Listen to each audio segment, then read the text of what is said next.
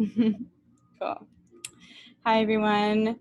Thank you so much for coming, and very much welcome to Digital Love Languages Sharing Sessions, Tuesday edition. I'd like to start by inviting us to honor the land where you are. Our home for these online sessions is physically located on servers owned or contracted by Zoom, while our bodies are elsewhere. Both our servers and ourselves take up space on unceded territories. As I personally live on Lenape land in New York, or what is referred to as New York, a small part of my income from this class will be donated to the Lenape Center, because being a settler on stolen land to me means many things, but one of them is paying rent. Another acknowledgement I'd like to share is that all of our social environments matter in spaces of learning. In this class, we acknowledged that COVID and Black Lives Matter has different resonances for us based on our social identities, geopolitical location, and proximity to immunocompromised people, proximity to state violence, and proximity to class privilege.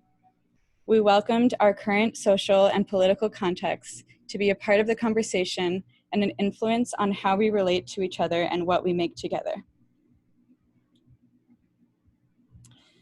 So this is the first time that I'm teaching a full semester class online of any kind, and it is also the first time that I have ever taught digital love languages. Digital love languages is stewarded by Max Fowler, Adina Glickstein, Amber Officer-Narvasa, and myself. Digital Love Languages is a temporary school, a collection of students and stewards, a learning society, and meshed encoded systems. Over the past 10 weeks, the 34 students of Digital Love Languages, Codes of Affirmation, have been studying together digitally across states, countries, and very importantly, time zones. Today, we will share our explorations in cultivating code as a love language that can be gentle, healing, and intimate. How do we want to live and unlearn in a post-COVID-19 world, and what role will we invite technology to play? Digital Love Languages is about building poetic tools for online communion through a reintroduction to computers and a reimagining of what computation can be. Can code be a gift? Can code be a poem, a prophecy, a love letter? This class is a call to action for expanding computation's capacity for fostering interdependence and becoming grounded in computational environments like the terminal, the browser, and the text editor. In this class, we wrote love letters in Python, HTML, JavaScript, CSS, and Bash.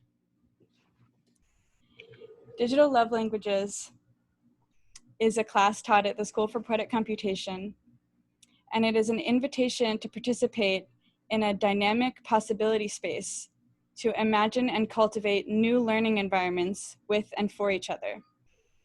Over the past 10 weeks, we reflected on what patterns we are forming as a group.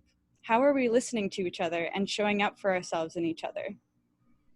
Modern societies, our technology, and their infrastructure are shaped as much by culture as by our technical capabilities.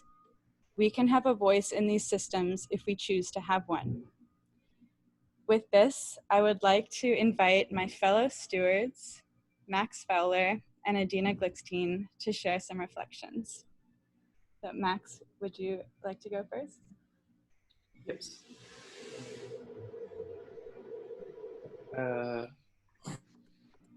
I start for sharing my screen. One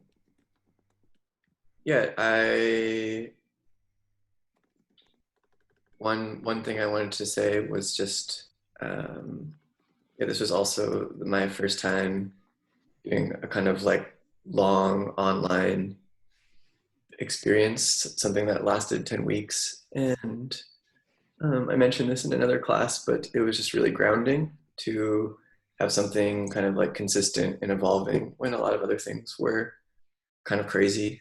And yeah, I felt a bit like a kind of like globally connected computer consultant at times, just having office hours with students from all over and just being like, what are your problems?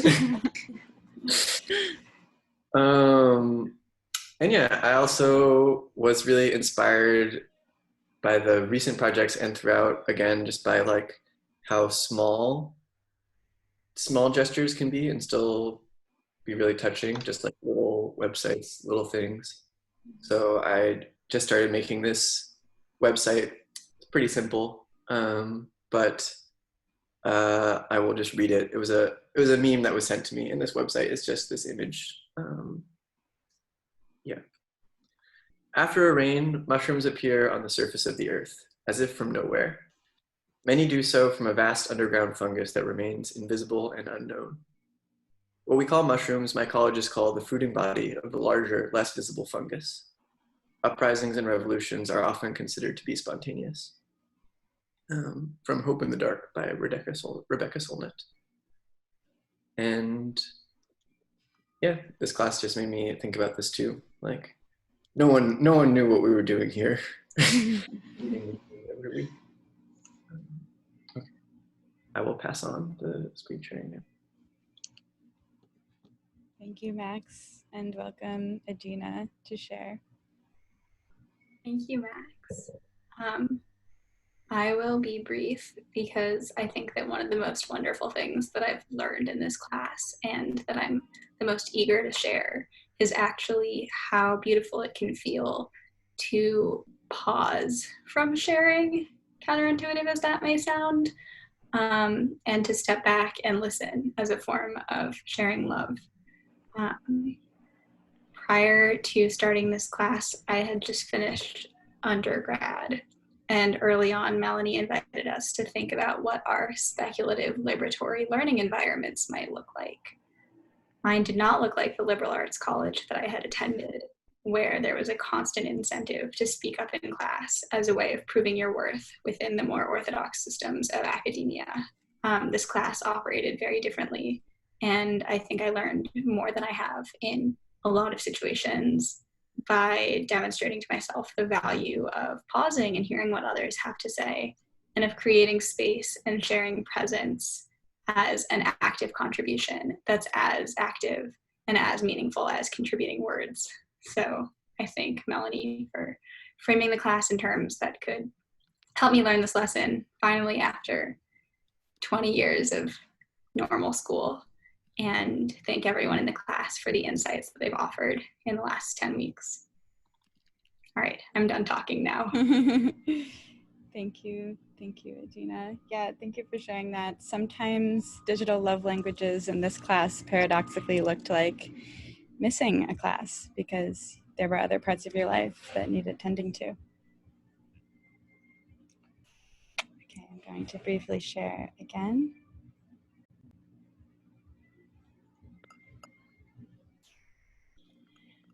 On the first day of class of digital love languages 10 weeks ago, we asked, what have been and are becoming digital love languages for you? We asked, what kinds of relationship hold love for you beyond the couple form or a nuclear family? We asked, how does the digital harm and how does it hold? In between the students sharing today, I may read some of these responses to what are digital love languages for you that the students collectively shared on the first day of class. So if you hear me saying those in between each person, you'll know I'll be reading from this image. Digital love languages is a class that rests on the premise that a world where all of our software was made by people who love us is possible. This class also comes from an ongoing realization in my life that the most important things I've ever learned were learned from within relational dynamics of love and support. At once a revelation and a banality that my highest educational degree was earned not from a university, but from my friends, parents, and lovers. It is from here that this class comes from a space of expressive gratitude towards you, my friends, collaborators, and teachers on the panel and in the audience, for sharing knowledge with me, for making me believe in learning as an accessible space of pleasure, exploration, and intimate communion. So hello to my friends, parents, and lovers that are in the audience, and hello to the friends, parents, and lovers of all of the students and stewards in this session that are in the audience. Welcome.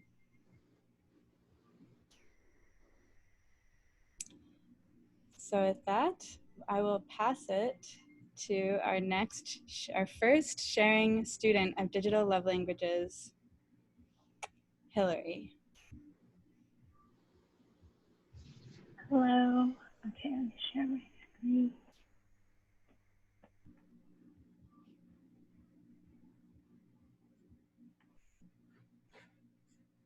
Okay, hello. Can everyone see okay? Mm-hmm. I'm Hillary. Thank you for being here and sharing the space. I'm calling from Lenape land, and it's currently sunny out. So today I'm sharing an expression of a digital love language inspired by a moment in class. I experienced the sun setting and the sky changing color in a different time zone over the course of 3 hours in the background of a peer's Zoom feed. I felt such comfort seeing their sky and their weather in that little Zoom rectangle, and even though we were so physically far apart. As I began to consider the expression of a digital love language and what that might look like, I decided to hand code a website that displays the weather for each of my family members across 3 states and 2 countries, or as I like to think of it, my family weather report. I won't be sharing the actual website coded for my family because it's for my family, but instead here's one for digital love languages and for you. Weather has always been a focal point for my family. Growing up, my grandfather tuned into the weather report with devotion every day while we sat down for dinner at 6:30 p.m. sharp. It's been almost 20 years since we've all lived in the same city, sharing a meal and collectively listening to the weather report.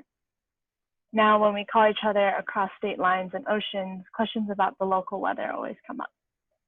Not because it's a form of small talk to fill auditory space, but because it's a way to feel the air around each other, a connection to ground ourselves in. Or as Ronnie Horn put it, everyone has a story about the weather. This may be the single thing each of us hold in common. And though the weather varies greatly from here to there, it is ultimately one weather that we share.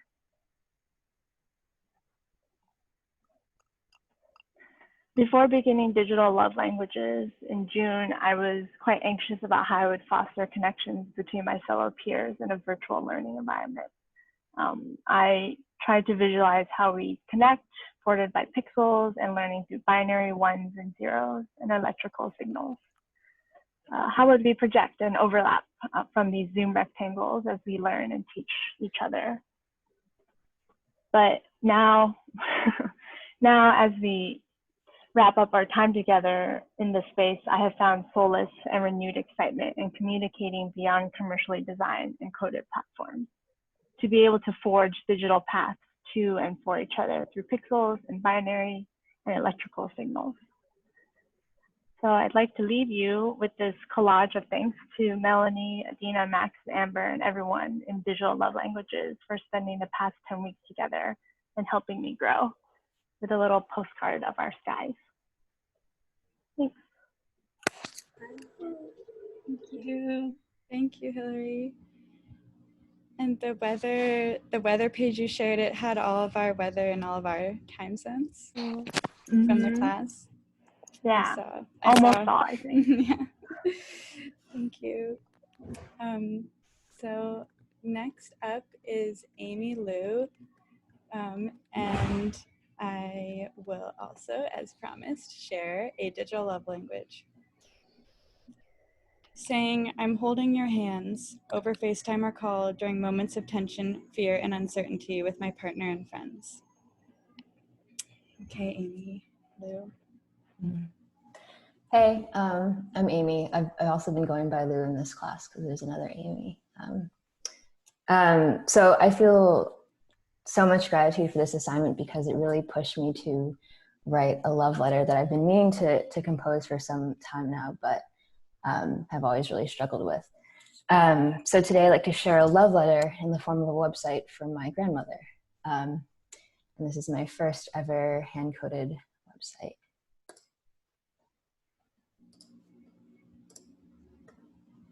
All right, can everyone see this? Yeah. Mm-hmm. Okay. So these images here are all objects or photos from my grandma that I've hung on to. They exist here as a soupy sea of things because that's how they sort of exist to me. A collage in motion of sorts. Parts with different acceleration. Oops, sorry, I think I hear an echo. I don't know. Perhaps if someone doesn't have headphones, then could you go on mute? Yes, thank you. Sorry, thank you. Yeah. Together, a little universe that allows for overlap, for different adjacencies, and for the formation of new scalar relationships. So as you move the objects around, different links reveal themselves, each of which leads to a fragment to a letter, a fragment of a letter to my grandmother. And so while my grandma will never see this, I think making it public and putting it into the world feels like the closest thing to her hearing me. So if it's all right with everyone, I'd like to read a few short fragments of my letter to her. And they can kind of be read in any order, but I think I'll first just start with one. I flew to LA to surprise visit you. I called you after I landed, but you told me you weren't feeling well and that I shouldn't come over. I called my dad immediately after, nervous that something felt off. He called you and then called me back right after. He told me, don't worry, go over tomorrow. She has a cold and just doesn't want you to get sick. But the next morning you would fall and hit your head and die.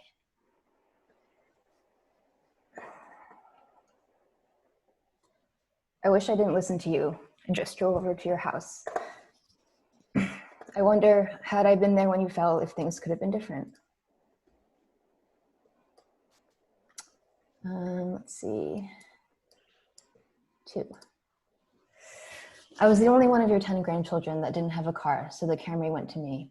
I just moved to the Bay and started school, and I was stubborn about riding my bike everywhere and not needing to drive. But once I had the car, my relationship to California changed. I could go to the mountains and to the river and to the redwoods. You continued to take care of me even when you were gone. So when the car accident happened and the car was totaled and the other driver left without any word, I felt such an immense sense of grief all over again. I cried into my hands on the side of the highway because it felt like you had left for a second time. Before I left in the tow truck, I picked up paint chips and shards of the broken taillights and put them in my pocket because it felt like it was all I had left of you.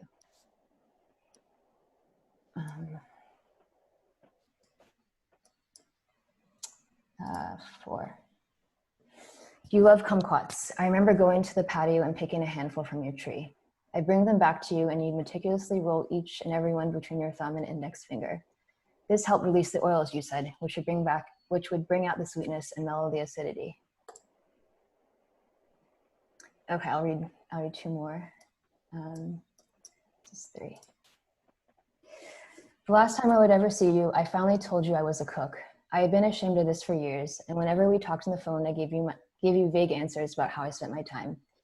You and Yaya worked 18-hour days at the restaurant because you had to, and I thought you would be disappointed or confused about my choices. You were sitting at the kitchen table when I told you. You reacted with a deep belly laugh. You pointed to my forearms, dotted with burn marks and blisters, and told me with a big smile on your face that your arms used to look exactly the same. I listened as you reminisced about the restaurant days and working until the sun came up. You told me how proud of me you were, and I realized how wrong I was to withhold from you the opportunity to show me how loving, generous, and open you could be. And 5.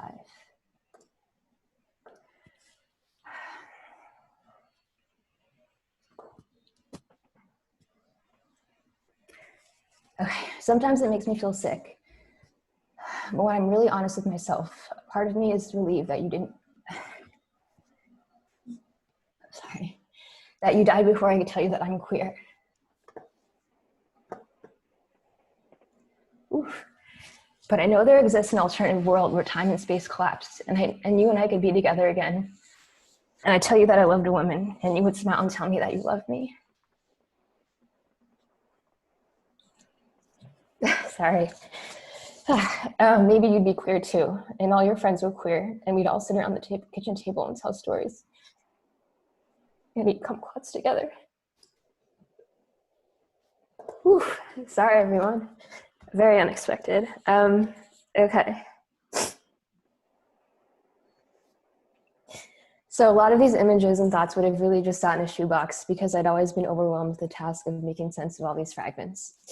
I feel so grateful that this class enabled me to explore the making of the internet or the digital in a way that doesn't privilege or prioritize linearity, efficiency, replicability, beginnings, middles, or ends, and allow for fragmentation, messiness, and incompleteness. Thank you. Thank you, Lou. Sorry. No, don't. There's nothing to be sorry for. I feel only gratitude.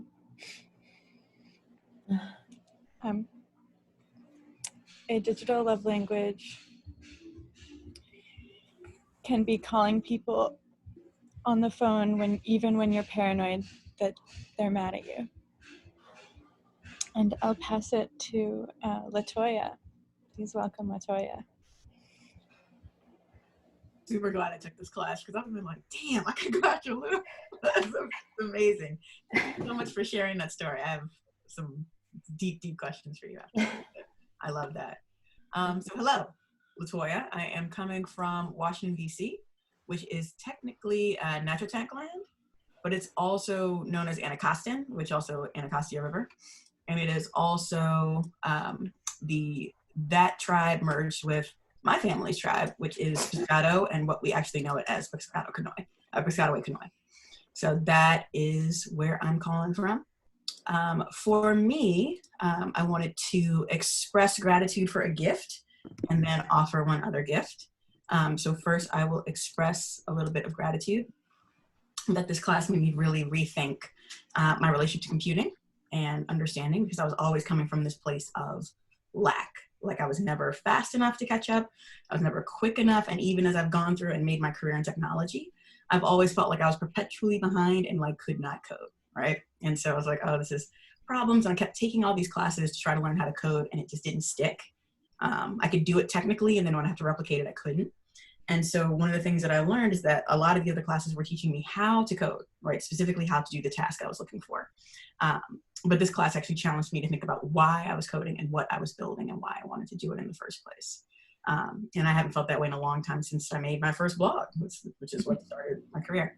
So gratitude for creating a space in which we can unlearn a lot of those somewhat toxic behaviors that you learn in computer science and that you learn in other places, where you must always be ranking, you must always be competing, you must always be 2 steps ahead of the curriculum or else you're behind, and just giving space. So the gift is that I talked quite a bit about gaming, and I never got to actually do an office hours. I was so busy. So I spent, and this is a funny thing about Glitch. Glitch is weird. It took me a little while to get the hang of it, but I didn't realize it was counting the hours that you put in on the project. And so Glitch has informed me I have spent 30 hours trying to curate you guys a guide of stuff to do. So I can leave this with you. I'll be around if you want to talk about it, but I will leave this with you. So I started with a quick personal history of like what's going on, like a piece I made for ESPN, or I told my own personal story, a doc series that I made called Girl Gamers when I was at Fusion that you can watch. It's all here for you, the jumping off point. And then some scattered thoughts, because I was like, I don't even know. I literally was like, this took, I was like, this space is actually 3 times longer than I intended to make it, and it's the Sunday before our last class, and I'm still adding names, because I was like, oh shit, I gotta get this one in, or this one. So a lot of these are more scattered thoughts that go in a theme as opposed to like a legit curriculum. I have so much more respect for making curriculums now that I have tried to do this, where I'm like, how the hell am I going to explain all of this? in this piece. And, you know, again, the comments include like things went wrong. There's a Smash Brothers gift that somehow morphed into John Travolta that I'll go back and fix. I don't know why that happened.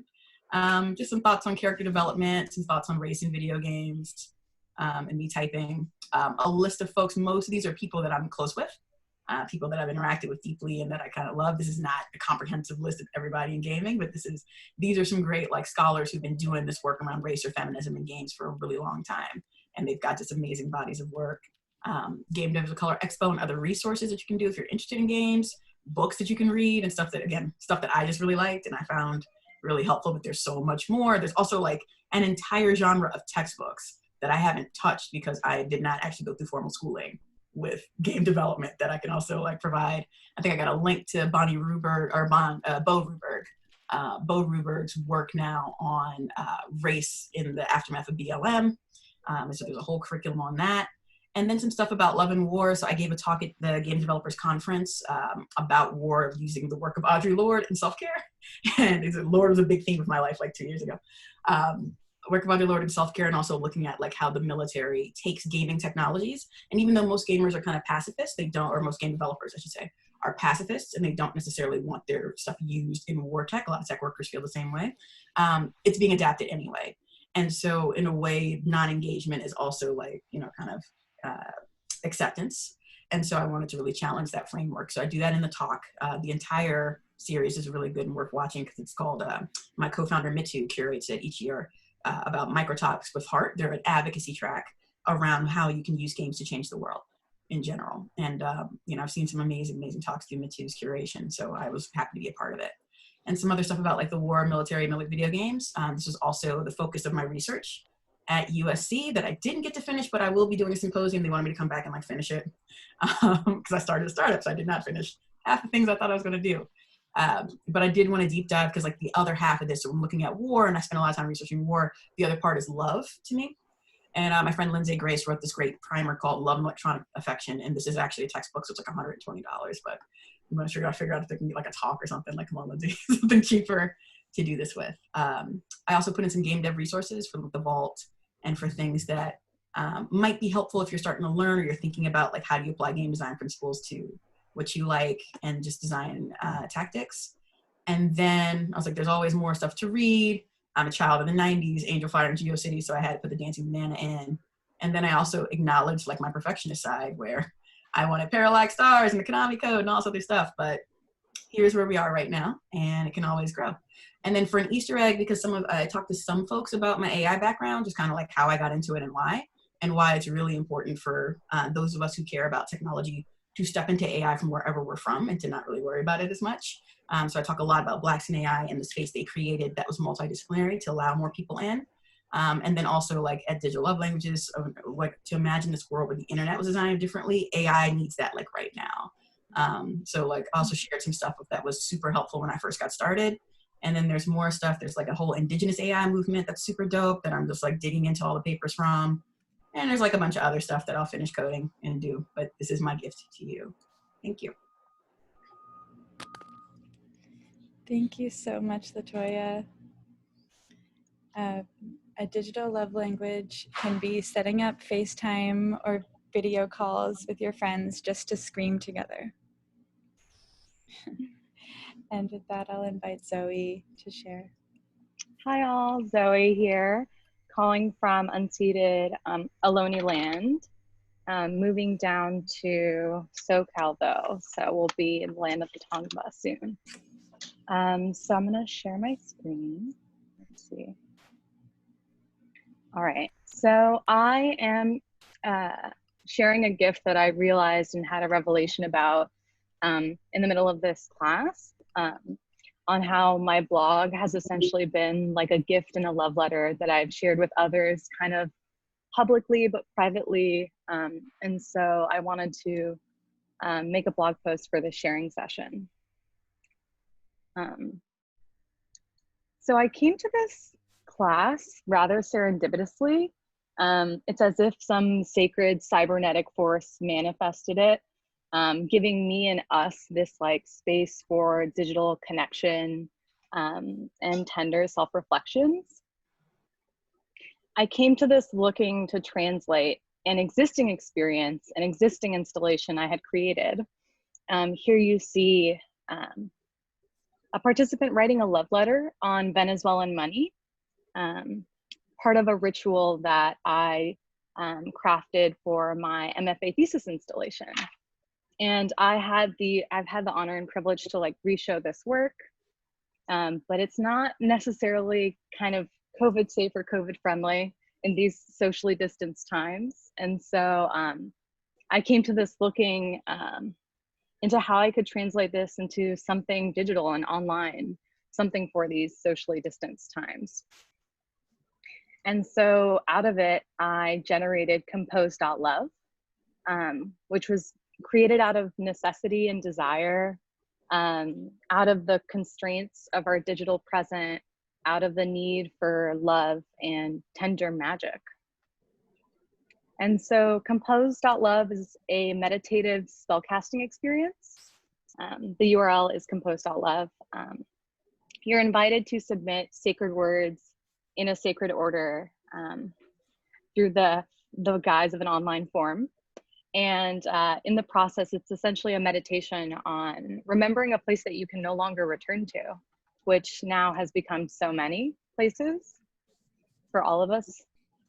And so in return, you're written a love letter as part of this spellcast. And this love letter is based on our collective memories of all of the places we can no longer return to. But it was originally based on a love letter written by my great-grandfather that I found uncovering a trove of ephemera and artifacts that my father had collected. And so I wanted to read you the poem in Spanish and show you the translation here. Pude ver a través de los cristales de tu alba mañanera, limpia y pura, el bello panorama de Angostura, y en surtido filón sus minerales. Y contemplé admirado los caudales de tu recio Orinoco, y en la llanura me bañé con los luces siderales de tu cielo emporio de hermosura. Prodigiosa región a ti te canto, con el fervor de un patriotismo santo.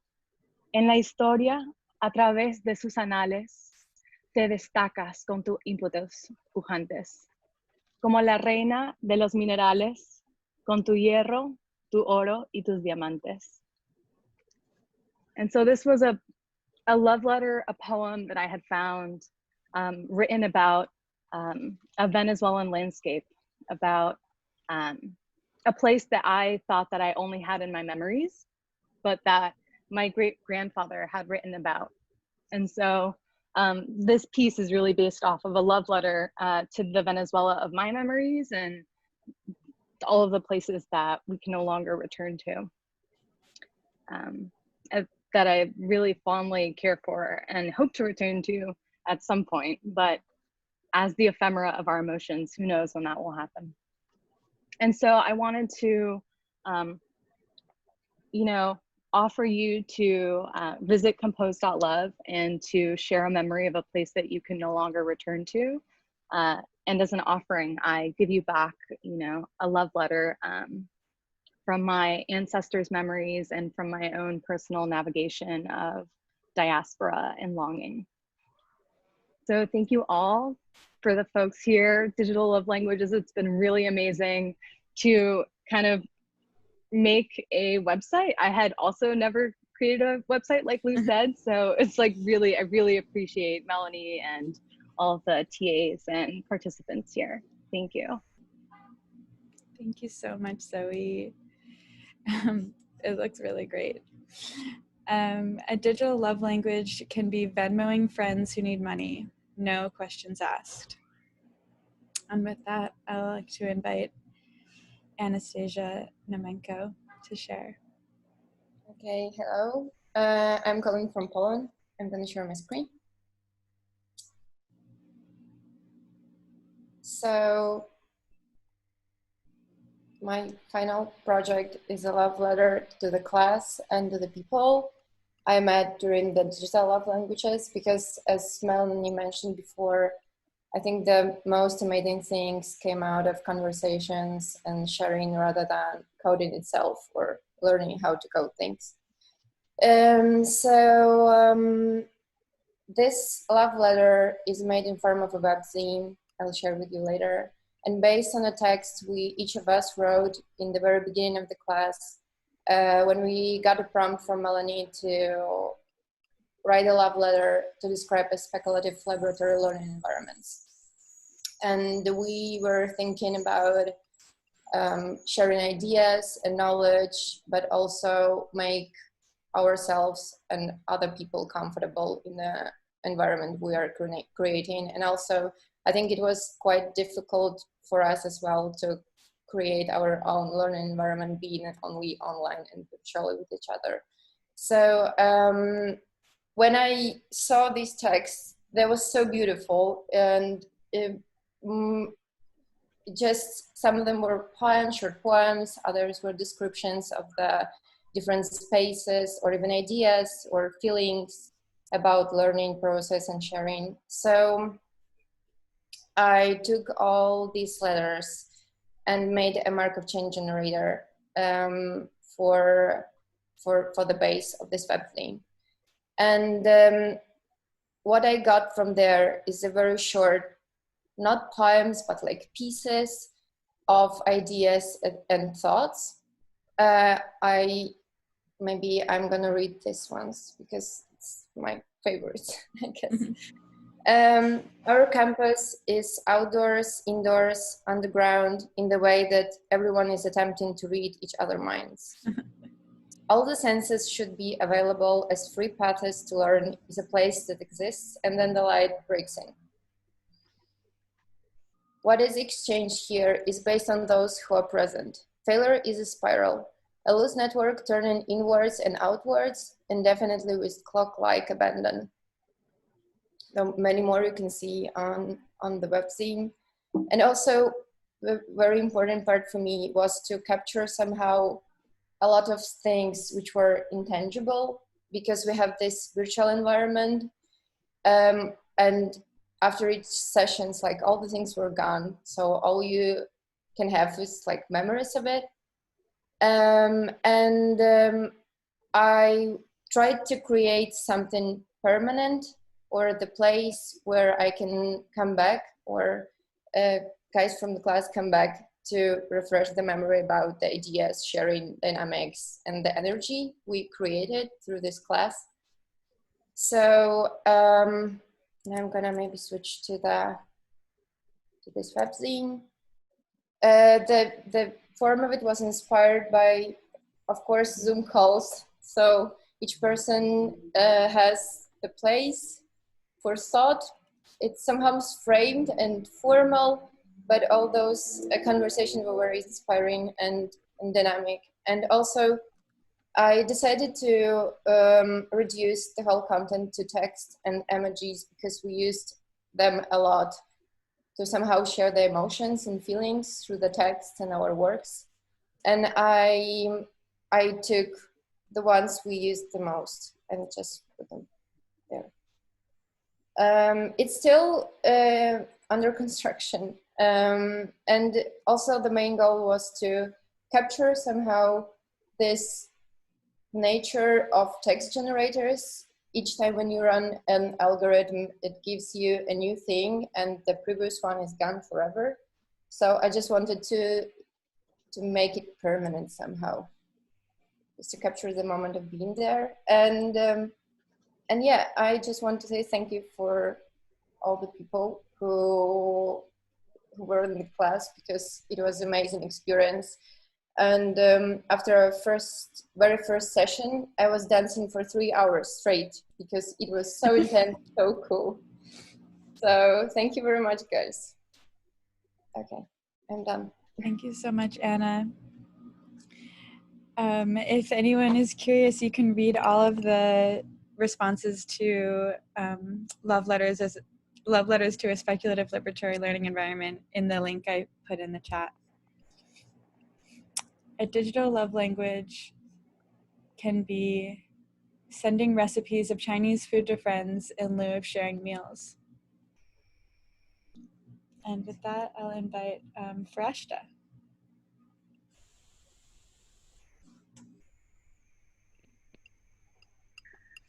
Hi, everyone. I'm calling from Miccosukee, Seminole, Tequesta lands in South Florida. And before I share my project, I think that that part is actually quite relevant because I, like LaToya was saying, I also work in a realm of digital media, but I often find myself wanting to do something that feels much better. And so my practice had increasingly, my art practice had gone outdoors and away from machines.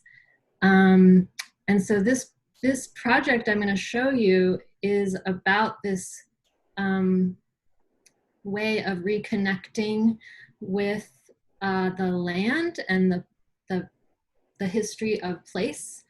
And so I want to start by just showing you a website that I didn't make. I'm going to share my screen. There it is. So this is ancestry.com. I've never really logged on to it. It doesn't seem like something I could use because my family, my parents moved here in the 70s, and I don't believe that there would be much for me as a first generation immigrant to discover on this site. And I was thinking about that we have our human ancestors, but we also have non-human ancestors. And so that's part of a longer study that I've been doing. I have a great teacher of animism right now, and I've had other teachers who I won't name because sometimes teachers are not perfect and you don't need to amplify them, but you can take good lessons that you've learned from them, and you know, that is part of learning too. Taking what you need and letting go of the flaws. So I do want to thank Melanie and Max and Amber and Adina for being so good at facilitating this time we had together, and also the Digital Love Languages members, and my brother who acts as my cyber doula, called 2C Tech Time, and who helped me with some of this.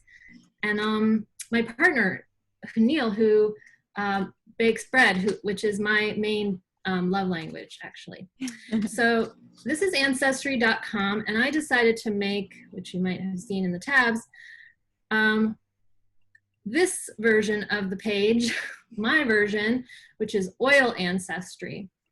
So when people think about non-humans, we often think about plants or animals, but I want to extend that to this idea that also rocks, minerals, and even oil and petroleum is our heritage as people who live in a capitalist society in 2020. Every part of our life is touched by petroleum and oil and gas. So if you just look around you very quickly, you don't have to go very far, even on your body, the lotions or shampoo you might have used have probably some petroleum byproduct on them. So on this site, there's several things. It says, everybody has a connection to oil, find yours. Build a family tree and see your mineral story emerge. And then this button links to actually the first writing I did for this class, which was the School of Oil and Gas. It's a speculative school. And then this page links to the idea of creating an aura image from a petroleum relic in your home. So I did this in Olivia's workshop. Olivia's wrote the article about cyber doulas. So the idea is like you can make a selfie of your aura with your whatever petroleum relics you have around you, which are basically everything. And also there is a link to practice speaking to local stones as a source of wisdom. I'll get back to that in just a moment. And oops, this one I had open for you.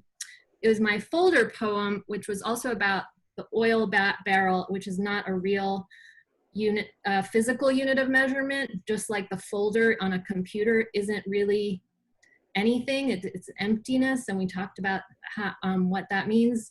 So I kind of was comparing them. But as a gift to you, I would like to share some homework. You can take it or leave it if you don't want to do it. Yeah, just like don't do it. But I'm going to put the PDF in the chat, and it's basically a link. Now I lost my page. Oh yeah, I went away from it. It's a link to a series of 3 guided practices where you are asked to speak to the minerals, rocks, and stones that comprise your computer or even your phone, which is a very small computer. So yeah, I think that's all I've got right now. I think that's my time, and I'm really grateful. And if you do the practice, the meditations, the speaking to stones, speaking to minerals, this is what you'll get when you go to the link, and you can download the PDF. Just be in touch if you want. Thanks, everybody. Thank you. Thank you. I'll be in touch. I'll be doing this homework assignment. Thank you for giving it to us. I might have to turn it in late though. Hope that's okay. There's no deadline. Okay, great. With that, okay, so another digital love language shared by someone in this class is, I don't think of the digital world as a loving place, but connection with family and friends can make it so. Welcome, G, to share.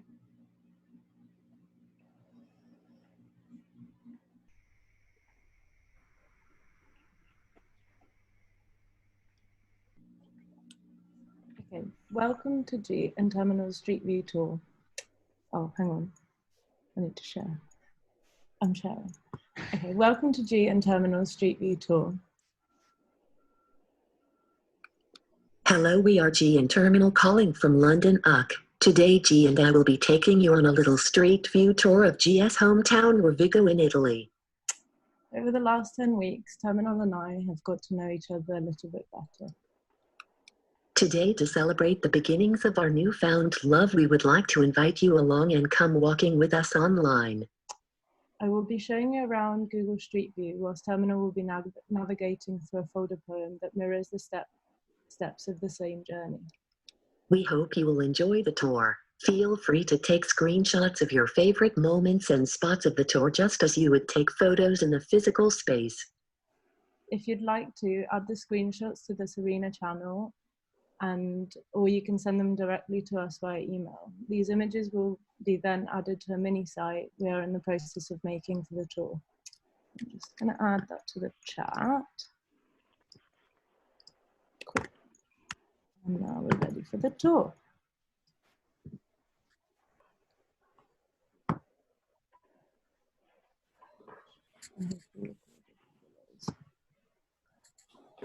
Good sound.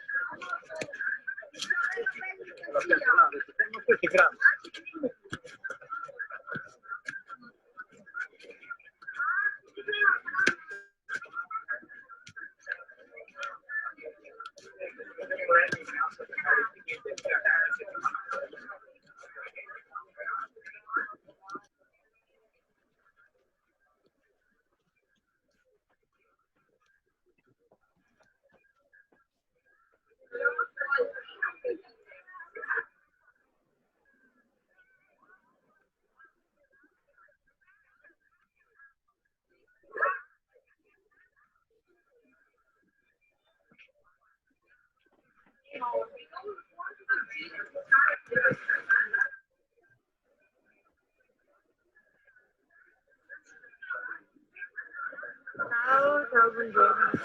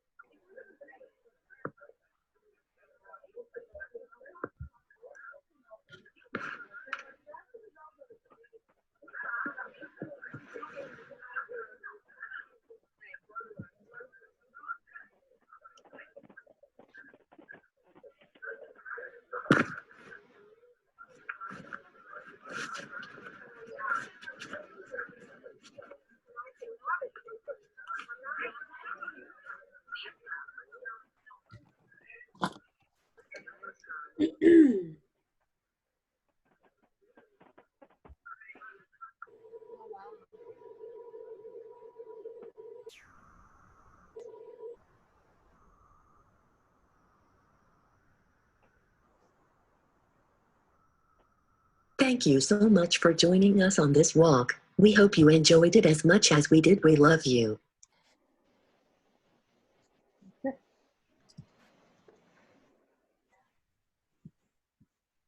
Thank you so much, G. Yes, I feel like I went to Italy. A digital love language can be sending my friend excerpts from my bonkers end of high school 2014 journal over text. And I will share, yeah, can we do it again? I will share my screen again and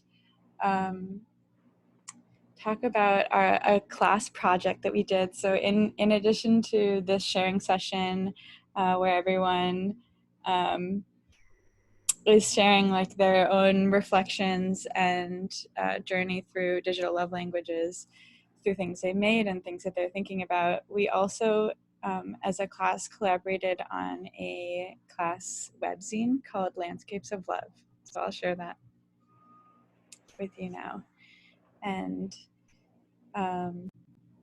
to get there, you can just go to the same place that the class website that has all of the class materials on it and the blog and our library of resources, and click this link, Landscapes of Love Class Webzine, which is at this URL. I'll also put it in the chat. Welcome to Landscapes of Love,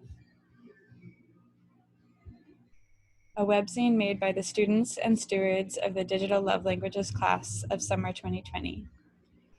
This webzine is a collaborative, non-hierarchical collection of the materials, projects, and ephemera gathered over the course of 10 weeks.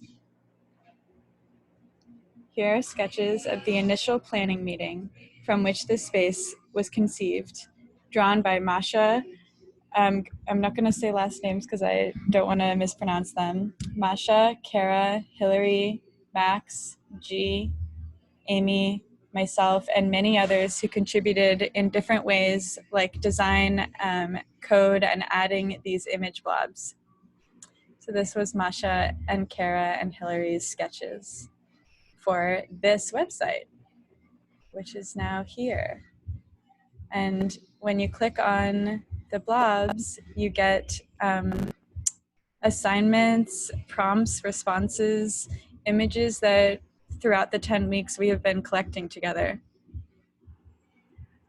And it'll tell you which kind of image each one is. This is Molly's folder poetry, and this is a reflection on learning, growing, reaching, and extending. This was a note that Amber passed in class to another student, to Jenny, a note that was generated with Python.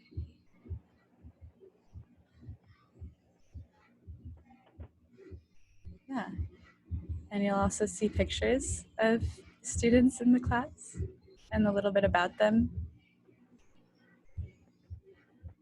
And it's kind of endless, and that's okay.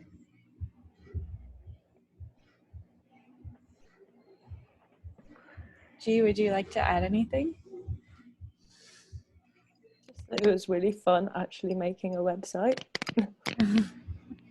Push something. No, it was really nice process of working together collaboratively, without having different people, like a specific person leading. Yeah, it was really quite something to learn how to make a website in 1 week, and then the next week be collaborating with 20 people on a website. I really felt that. I really felt that, and I thought about my own journey of learning how to make websites, and I definitely would not have been able, or not have felt particularly comfortable to learn how to make a website for the first time and then turn around and like start collaborating with 20 people. So I really am so appreciative of everyone like jumping into that process bravely. I think it speaks of the group that we had, like you say. Everyone was so nice. Yeah, and it looks great. And yeah, I know Max also put a lot of work into it, so I want to also shout out Max there, and welcome Max if you have anything you'd like to add.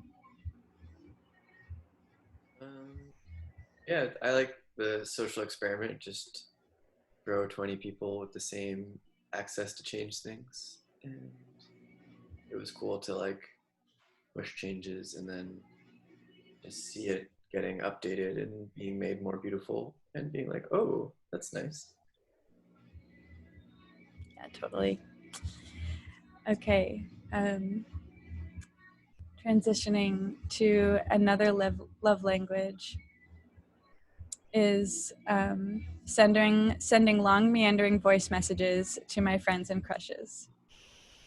Please welcome the next person, who is, I lost the program, but It's me. It's you. Okay, welcome Ilya. Hi, everybody. I'm Ilya. Thank you for being here. I'm just gonna share my screen with you all. Let's see. Okay, so a lot of what came out of this class for me were just multiple fragments of things. So I'm just going to take you through some of those on my computer. And first, I just want to share 2 fragments of thoughts by sort of navigating through the terminal. So the first thought I'm going to share comes from this conversation I was having with a brother of a best friend of mine about body language and how it relates to ASCII symbols and punctuation. So I've just created a list here of different symbols and punctuation that you could think of as body language, and I thought it would be an interesting exercise to actually maybe act out the physical movement that we relate to, not here today. I mean, you can if you'd like, but in our own time, or maybe as a movement exercise to act out what the body language is for an exclamation point, or what the body language is for a question mark, or a tilde, or a series of commas or periods or something like that. Then the other small thought was about data healing, which was inspired by Nima Gutierrez and Olivia Michaela Ross, who have sort of been doing like pioneering work about data healing and data trauma. And so I was thinking, let me just get in there, about the possibility in the future of having data healers be kind of fixtures of our lives as people that we could see, just folks who have these roles being a very normal thing in our lives. So if we cd into see a data healer, I've just listed out a couple of things that you could do when you see a data healer. So you could come up with safe passwords with them, you could download your data and just sit with it or stare at it, I don't know, meditate with it. You could get saved in your Google Drive. You could have someone hold your hand while you go through 10 years of iCloud photos. You could have someone teach you HTML and CSS, or you could throw your hard drive into a lake, or have someone throw a hard drive into a lake for you. Oh, and also just while we were on Zoom today, I thought about maybe like data doming, or like the elements of BDSM being related to data, like how you could dom somebody through data, like maybe you throw their hard drive away, or maybe like as a chastity thing, you like hold someone's hard drive, so you hold all their information. That just came up, so sharing that with you. And to throw my hard drive into a lake, I just want to share a small anecdote, because a couple of months ago I lost my hard drive, and I keep everything on there, and I probably it, but I should probably have backed up somewhere else. But I was really devastated for a while, because pretty much everything is on there that I have digitally, like music, photos, code, whatever it might be, 3D models. And I thought I lost it for a while, and I went through like a grieving stage, and this would have been a great time to have a cyber doula or a data doula to help me through this process of grief. But I actually moved through the grief, and then I felt very euphoric, and it was a very freeing experience. And then I found out, at the time I was living with a young child, and I found out later that she had taken the hard drive and was using it as a toy, which is so interesting because a hard drive is just like a little silver rectangle, and I don't know what is interesting about that to a kid, but she took it off my desk and was just like playing with it, and so I later found out she had had it the whole time, and I got it back. But it was actually very liberating to have lost my hard drive in a sense, because it was like losing everything you own in a fire, but in a digital way. Okay, those are the two thoughts. And then I'm just going to share the gift that I'm making as sort of the final offering of this class. And I'm going to generate a message live with you all here and leave it for a few people. And I'll kind of show you two other fragments of things that I've been making as part of that process. So the gift that I'm making is partially this site that I'm giving to 3 of my closest friends and artistic collaborators, but the real gift, or maybe a bigger part of the gift, is that I'm actually going to teach them HTML and CSS for a period of weeks or months, and then we will collaboratively create this site together. So currently we have a tabletop, and the tabletop uses code that's from Emma Ray Norton, who gave us a really beautiful encoding Robin in this class. And then there's a drawing board, there's a library which has nothing in it, and then you can speak with the prophet who will give you words of wisdom. So the tabletop here, I'll just take you through it really fast. I know maybe I don't have enough time. You can go through, and when you click, it moves you to the past, and then as you click, it moves you back to the future. So we will eventually pile up many notes here for each other to see. Drawing.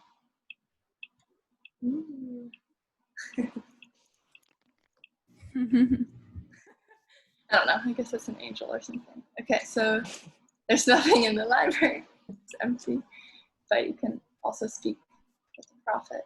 And this was inspired by a collaborative glitch site that we made actually during the hand coding around Robin. And you can listen, and then you'll be left with some words from the prophet. So we will be, my 3 friends and I will be collaboratively making this site together as we learn together, and as I teach maybe what little I know, but I'll definitely be learning with them. And what I want to do now is just generate a message that I'll leave for them on our tabletop, and I'm going to do that by going to this reverse acronym generator that I made with the help of Melanie. And you can type in anything in here, and it creates reverse acronym. It's kind of a clunky word for it. So digital generate probably needs to wake up.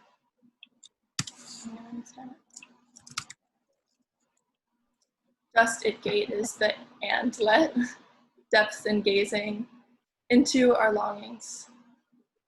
I like that, so I'm gonna take that. Digital. And, yeah, digital. And I'm gonna take that and just, this one also has to wake up. So then I'll go ahead and put it in here.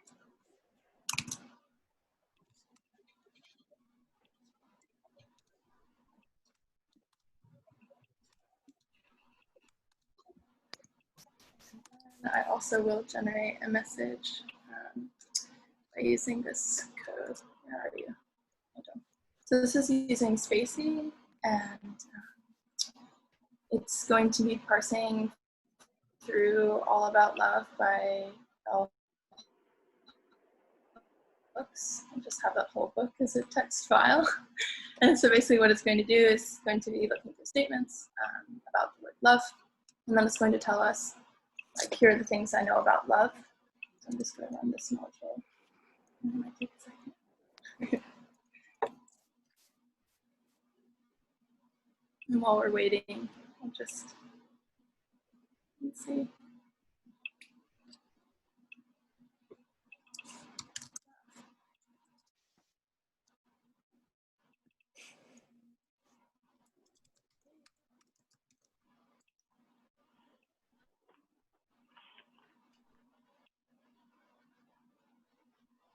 Tomorrow always beneath, like, ever. Okay, this might take a second. So if I'm over my time, that's okay. But this will eventually spit out all the things that it tells us about love. You do not have to do this live with me. But I'll take this.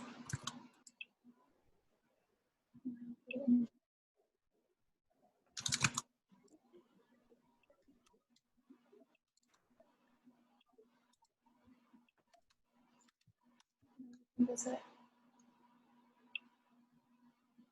the tabletop.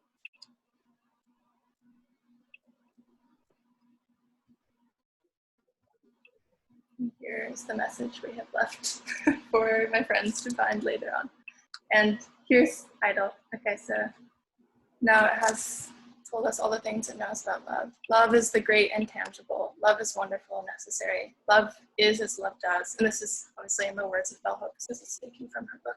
Love is always and only a good feeling. Love is not about what they have to give. Love is mostly something given to them. Love is not a choice. Love is always necessarily conditional. Love is all, everything, our true destiny. Okay, so that's all I'm going to share with you for now. And I just wanted to, yes, sorry, I just wanted to say thank you to Max and Melanie and Adina and Amber for creating this space for us, because this course in itself was a digital love language, and it was very beautiful, and I'm very sad to see this come to an end. And I also want to thank everybody else who is been part of this course and kind of co-created this experience. So yeah, thank you all. Thank you so much, Ilya. I am next door to a warehouse where they are playing really loud music. So if you can hear, that's why. To transition to the next person, instead of sharing a love language that we shared on the first day of class, I'll share a love language that Ilya inspired in their work for their project. That a digital love language is teaching your friends how to code after you just learned yourself. So please welcome Charlotte Strange. Hi. Here, I'm just going to share my screen and we can go from there.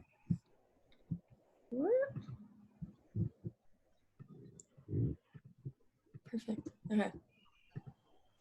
Hi, I'm Charlotte, and today I want us to write an email, which is something that I've been thinking a lot about during this course. Learning to code has been wonderful, and it's also brought me back to other types of digital communication. So we're not just going to write any email, but any email that we write would be special because it would encompass the alchemy of our collective presence here today.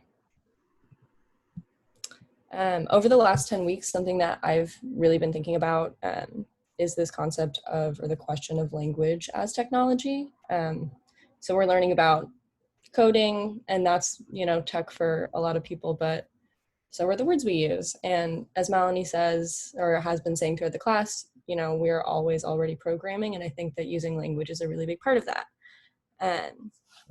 And in that sense, the words we use that we have access to and that we make with other people are forms of social code. And they do and should matter.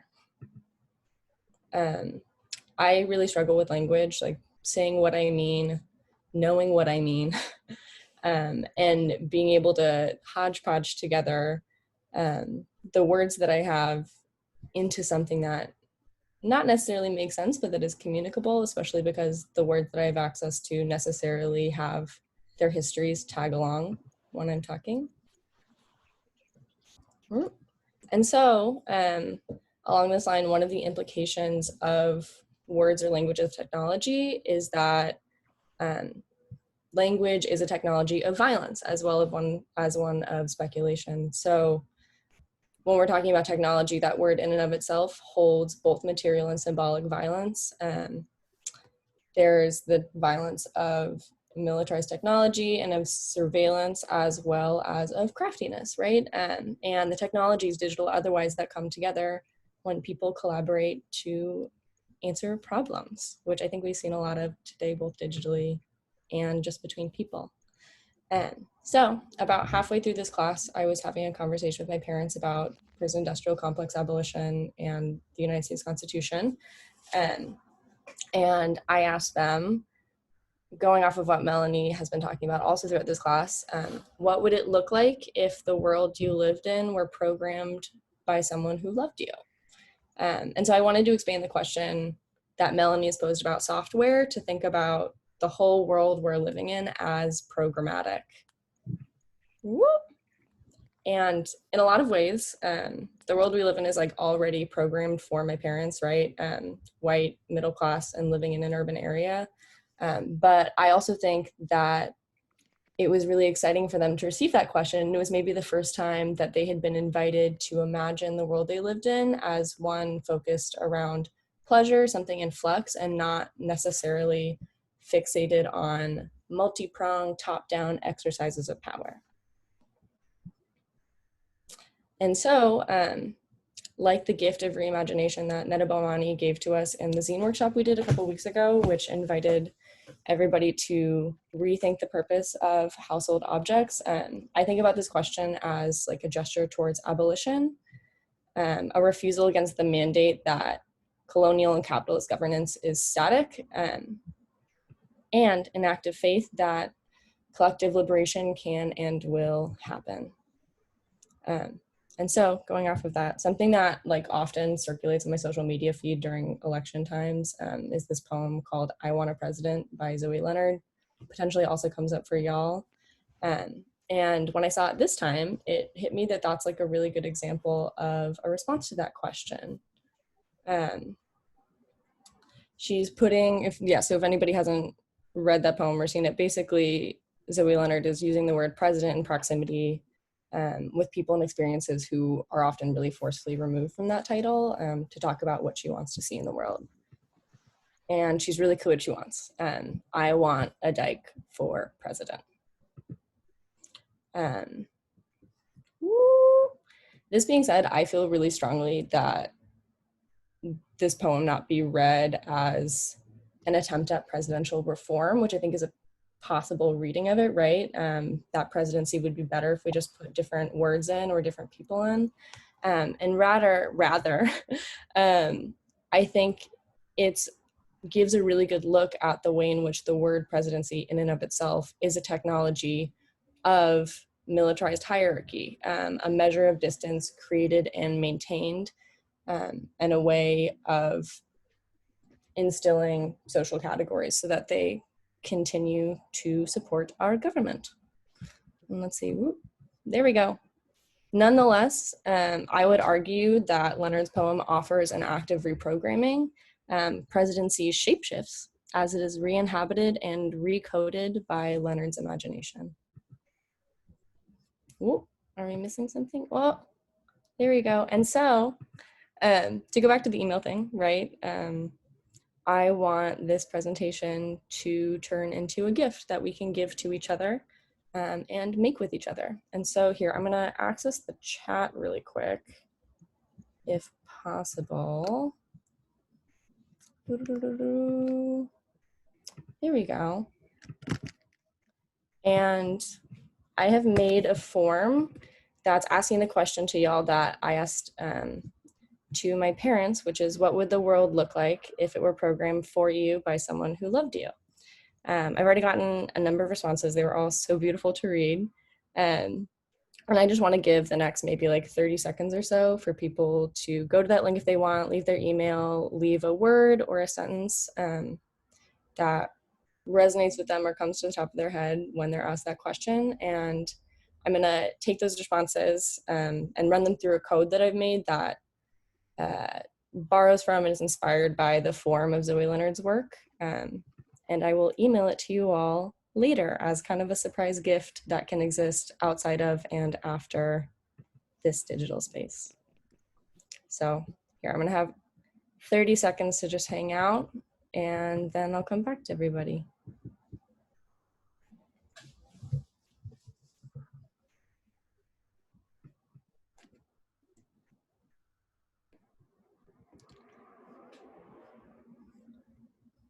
And for folks in the audience who aren't necessarily in the chat, I think you should be able to access it either at the top or the bottom of your screen.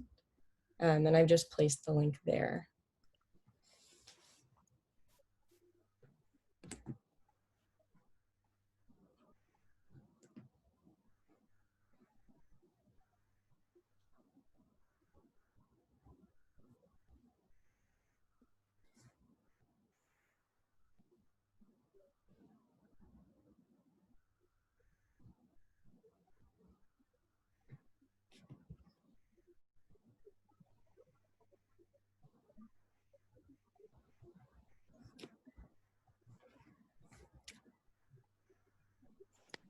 Alrighty, okay.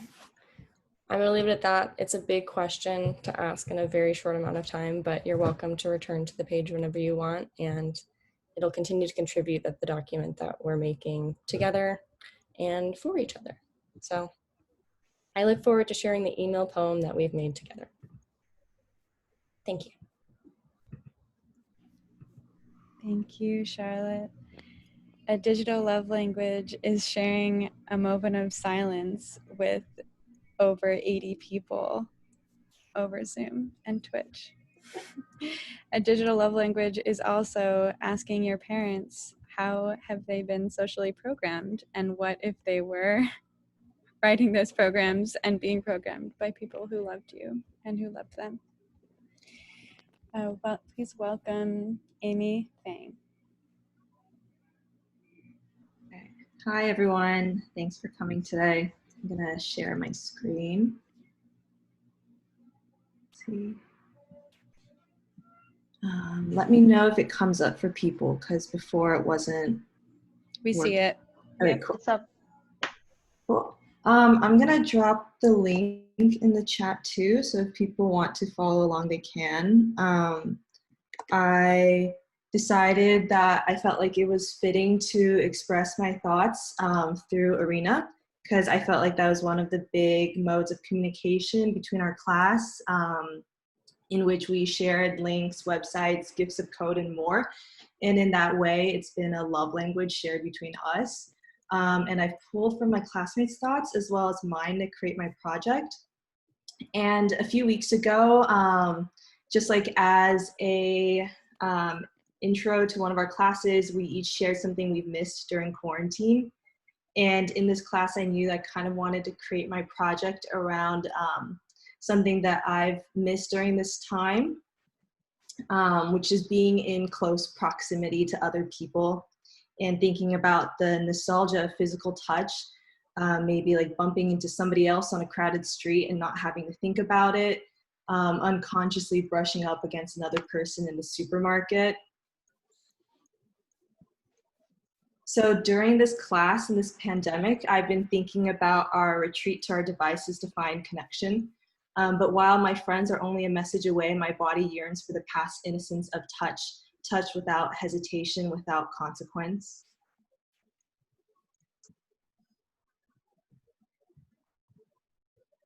Perhaps the virus has predetermined the post-human condition to be one that is more interface than skin. I tap, click, and swipe for interaction, my screen being both my medium of physicality and my most immediate form of materiality. And so I thought, what if a mouse click could be synonymous with a physical act of affection and we could share like little touches through the screen in that way? What if code could simulate a caress? So thinking about love in the form of physical affection, my project creates new tactile interactions with interfaces, and the thoughts that are generated all surround the topic of touch, and they use words sourced by poets such as Anne Sexton, Sylvia Plath, Ocean Vuong, Walt Whitman, Audre Lorde, and many more. And so I'll just play through a screen recording of the site that I coded. And so it's called Of Touch and Other Poetries. And with your cursor, you can generate these ripples that take up the screen. This section says, as we maintain distances of 6 feet apart, touch is both at times a lost sensation and a means of remembrance. This website was made to translate physicality into digital forms, to develop an online space with embedded intimacy. The poetry here is created by your clicks and generated from my code from me to you. And you can generate a verse. And using an interactive diagram, find the words that will resonate with you. And so it takes you to an alignment chart where you can click between different scenarios, a loving touch between you and a stranger, between you and a lover, something more platonic. And wherever you click on the chart, it generates a poem for you based on the situation that you're missing the most. So this is a caress from a lover. I'd like to take you as you are, take this kiss. It's in the doorway of your face after love, close to the pillow, a lullaby. The sun is God, your body sat before me, caught in the doorway of your tongue that came from your lips. So easy to have and to hold such darling wrecks, the curl of my hips caught in the span of my lips. And so that's one of the poems that were generated. And I screenshotted some of the other ones, A Kiss from a Stranger. I'd like to take you as you are, take this kiss, here to put your lips upon my lips close to your ear to pull away in time. And an embrace from a lover. A few fine hairs like her lashes on my skin, in my hair, light on your chest, rest.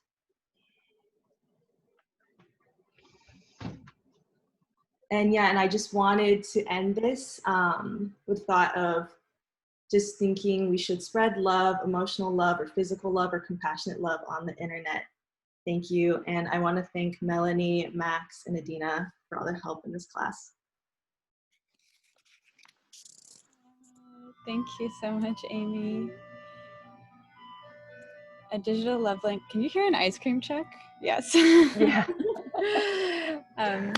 A digital love language is sharing pictures of my plants growing.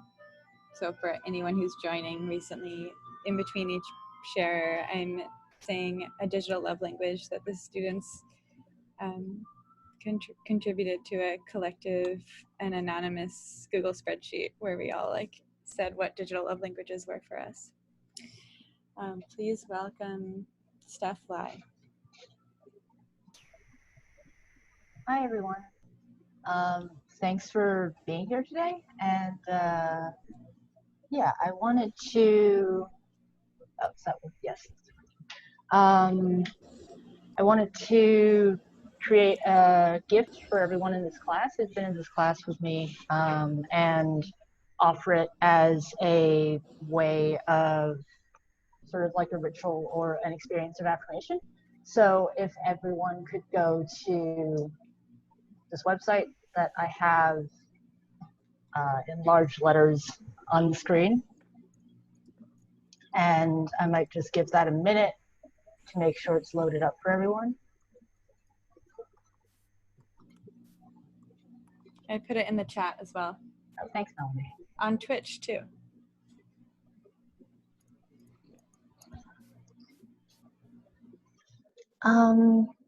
Yeah, so I designed this as a collective experience of validation because we've been talking about and learning how to code for the past 9 or 10 weeks.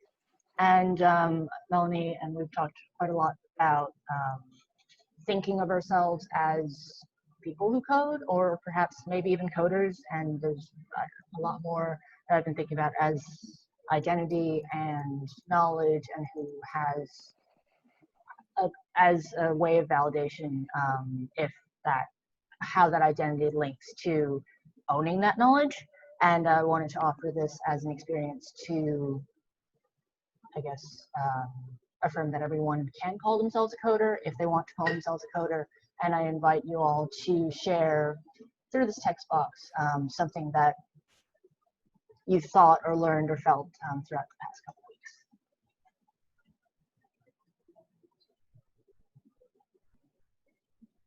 Give a bit of musical background to that.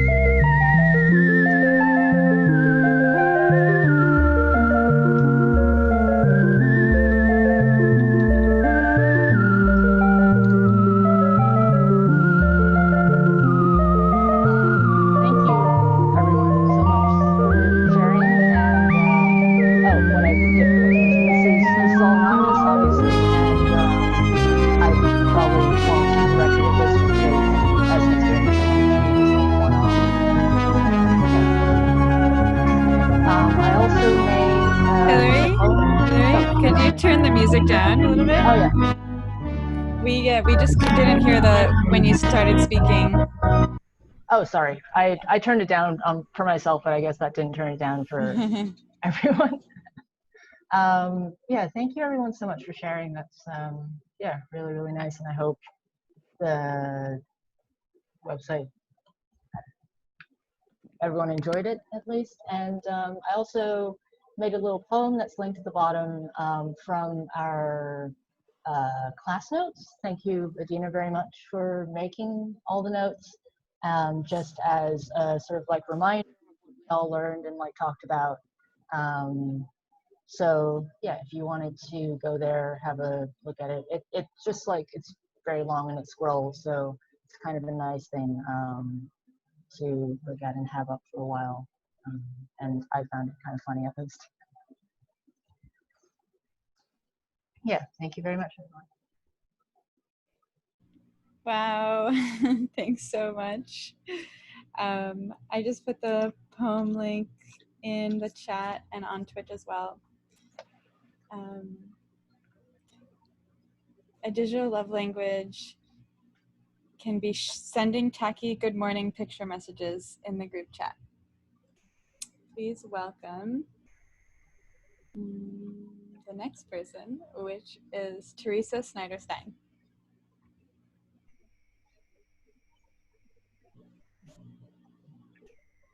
Hi, I'll just share my screen. I'm coming to you from just north of New York in the Lenape land, of which I'm grateful to be able to be here. Hi, I'm Teresa, as I said. This class has been great, and the projects I did were all based on my life as it is now in 2020. I've learned a lot, but due to time constraints and technical challenges, I didn't manage to do quite as much as I had hoped. But I'll show you a couple of things. In quarantine before digital love languages, there were puzzlers. At the beginning of class, when I wrote about my speculative liberatory learning environment, for some reason I fixated on the question of clouds and why we call the place we keep some of our most important pieces of information the name of a thing that moves with the wind and comes and goes. I know that the cloud is a computer on a server somewhere, but I still find that an odd concept. It led me to think about memory. I mused that maybe a safe digital learning space for me could be something like a metaphorical photo album, where I could keep bits of information and key concepts at hand for easy reference. Maybe that would be a bit more stable than a cloud, or just a better head place for me. We wrote folder poems in class and found our computer terminal and used bash code. The image on the right shows the structure of the folder poem in a Finder window. It was fun, a bit like a game. Things are nested inside folders, inside folders, inside folders. The 3 boxes on the left are the screenshots of the poem printed out in the terminal. The images shown here are things referenced in the poem, and they live here with me in my cozy basement studio space. Sugar Pond Musings. This was a piece of randomly generated poetry I made using Python code. I started by writing 5 or 6 phrases in English, which were based on our daily walks in the nearby hillside woods. Fun fact, there's actually a pond named Sugar Pond there. I wrote code that was used in phrases to generate randomly 10 stanzas and texted it to my classmate, who also sent her lovely generated poem back to me. Thanks, Jackie. The texted poem seen here on the right in blue may be a bit hard to read, so I put the first couple of stanzas in the upper left-hand corner of the slide. You can see the shed, the log bench, the trees, the reflection in the photo. Everything in the poem is here at Sugar Pond. And then my old computer just could not handle everything I was asking it to do. So in early July, the screen died, it went black. I got an external monitor, but a few weeks later, the whole computer just gave up and I had to replace it, which took some time in a pandemic. But onward to the round robin hand coding. It was a creative and fun project. It was our introduction to using the platform Glitch in programs, HTML, CSS, and JavaScript. We started working on a template that Emma Ray provided and then switched a few times to another person's project to code, round robin style. Then back to the one we started with. It was inspired by our 2020 garden. Here's a little bit more of the code, and just wanted to thank everyone who played on the code that I did. And here's the actual quarantine farm. We nicknamed it the farm, and it's actually right outside my studio window. You can even see the eggplant and the green peppers that were referenced on the Glitch poem. I didn't code for our webzine, but I had a really fun time relaxing around and playing with Procreate. Hadn't had a chance to do that since this class started, so I made some blobs. I really appreciate all of you who are able to code the site. It really looks amazing. But I think the best love language gift was one that I received by having food made for me by loved ones. Among the many delicious meals, I'd publicly like to thank you guys for the stir fries, the roasted beets, the sweet potatoes, banana pancake salads, cut up fruit, avocado margaritas, chocolate babka, and the list goes on and on. So here's to my local family, Stu, Hannah, and Mike, for making delicious food so I could take all the SFPC classes this summer. And thank you, Melanie, Max, Adina, and everyone in class. Thank you for the depth of your knowledge, your never-ending patience, your gentle care, good humor, and for skillfully stewarding us on our digital journey. Thanks. Thank you, Teresa. From Teresa, I have 2 digital love languages to share. One is one that Teresa offered to Max, that a digital love language can be putting your laptop in the fridge when it overheats. And another, as Teresa mentioned, Teresa, unlike most or maybe all of the other students, Teresa took like, I don't even know how many, 5 SFPC classes, all kind of overlapping at the same time this summer.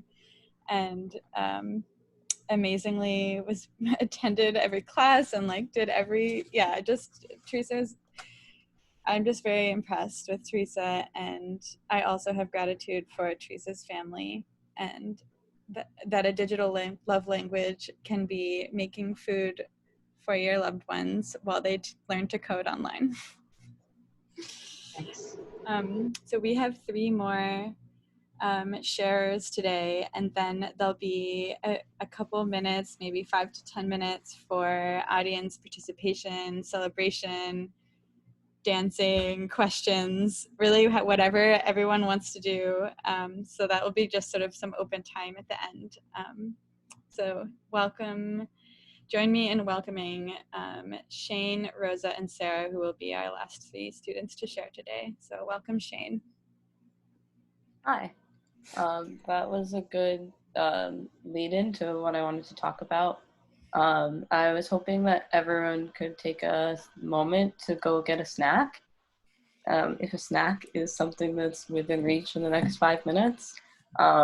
This class has kind of made me think more intentionally about asynchronous versus like synchronous communication and how they can both be valid and appropriate.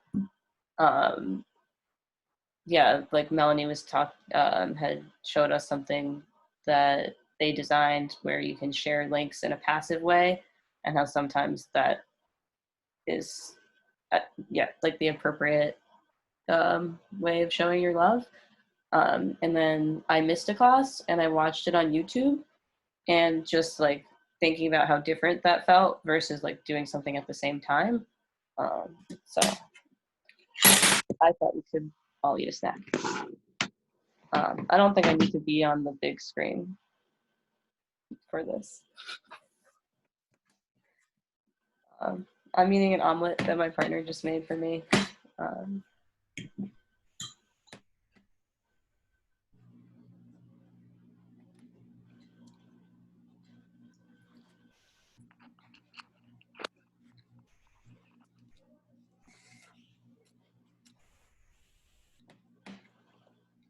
I have the aforementioned bread.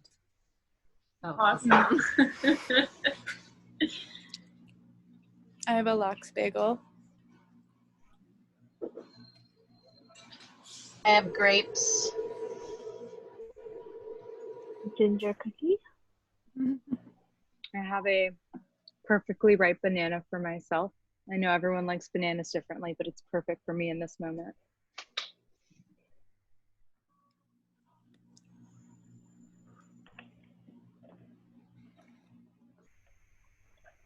A really sad half cracker. The only thing I had, I'd like to eat it. Anyway.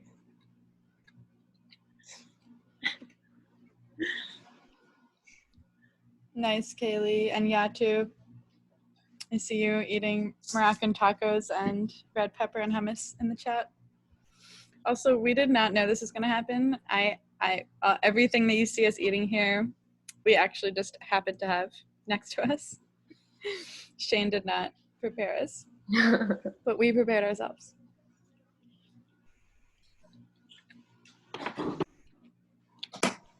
Oh, popsicle. Thank you, Shane, for making this space. Yeah. I needed this. I needed this. Also, I was so hungry, but I thought it's like inappropriate to start eating while people are sharing this super intense moments. So yeah. Thank you, Shane. Thank you, Shane. This omelet was ready like 20 minutes ago, but I was like trying to wait my turn. Thanks, Nick.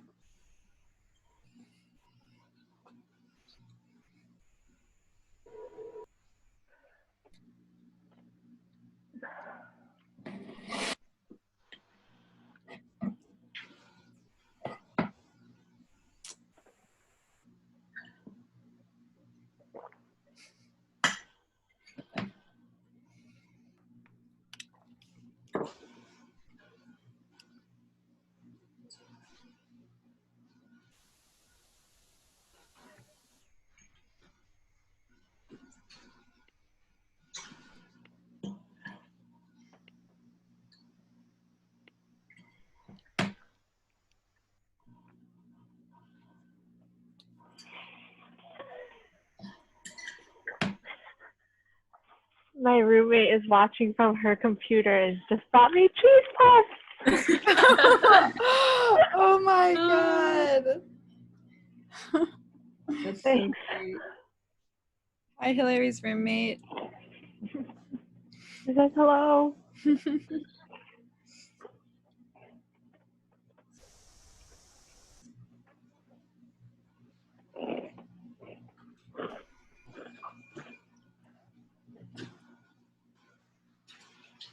Yeah, making a snack for someone else is also super valid.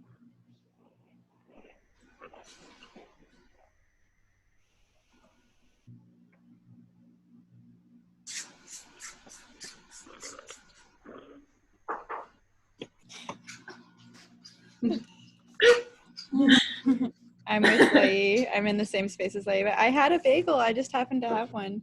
Okay. Thanks, Lai.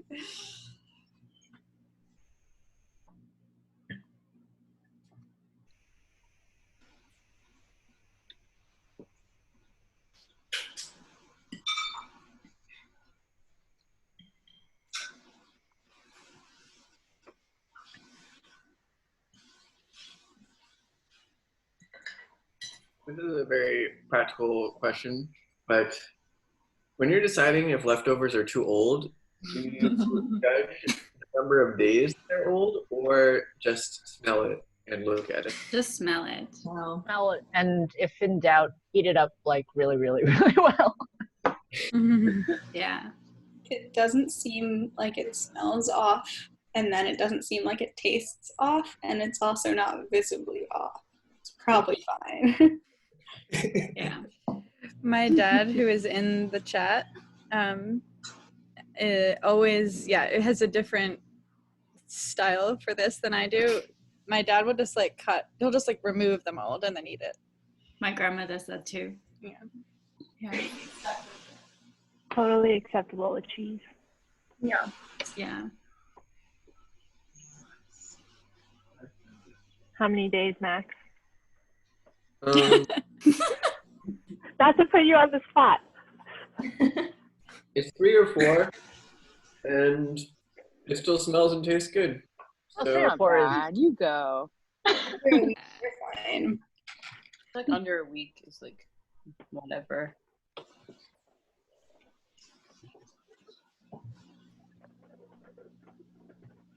I love that this is streaming on Twitch. It's like streaming the human experience, you know?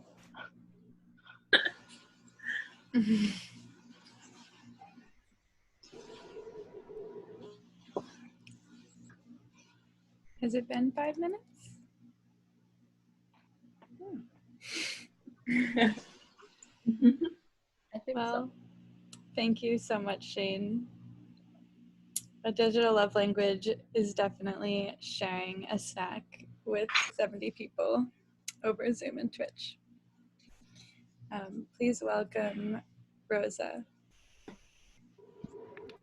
Thank you, Melanie, and thank you, Shane. It's really amazing how somehow we were very synced, because I want to share a moment with everyone to drink some water. So at the start of this course, my biggest computer-related achievement was color coding an Excel sheet. At the start of this course, Melanie showed us our hidden home folder, and I already felt joyfully lost in the maze of my laptop. And I still feel just as lost as when I started. At the start of this course, I was living with my grandparents and I was caring for them. And a lot of my time there was spent trying to entice them to drink some water, trying to convince them of its benefits to their aging bodies, and they rarely listened. So at the end of this course, I want to share a gift with everyone here as a reminder to drink some water, something that most of us do so often, but we sometimes need, just like my grandparents, a gentle reminder. And so at the end of this course, I want to give an invitation to sit still for a moment and to do this collectively. And I'm going to start sharing my screen now and invite you to join me along to a link.